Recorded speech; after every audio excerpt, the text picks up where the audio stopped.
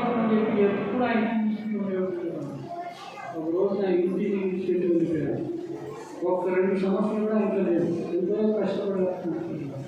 ఏ నీడనైతే నువ్వు నమ్ముకుంటావో, ఏ నీడనైతే ఆశ్రయిస్తావో, ఏ మనిషి అయితే నువ్వు ఆశ్రయిస్తావో ఆ వ్యక్తి ఆ నీడలో అవన్నీ లోకంలో విడిచిపెట్టి వెళ్ళిపోతాయి.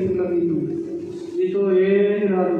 నీతో పాటు వచ్చేది ఒక ప్రభు యేసు క్రీస్తు హల్లెలూయా.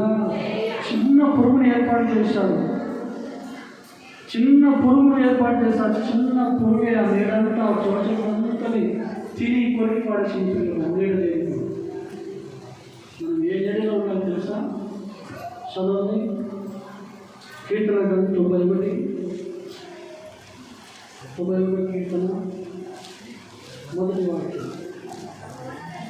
మహోన్నతుని చాటున నివసించువాడే సర్వశక్తి నీడను విశ్రమించువాడు. ఆ మహోన్నతుని నీడలో మీ కుటుంబం ఉండాలి. హల్లెలూయా. ఆ యేసయ్య నీడలో మనం ఉండాలి. ఏ నీడలో అన్ని పిల్లలు మనతో పాటు రావాలి. అన్నీ విడిచిపెట్టి వెళ్ళిపోతాయి. అందుకే ప్రియులారా భక్తులు పాట పాడుతున్నారు. ఏం పాట పాడంటే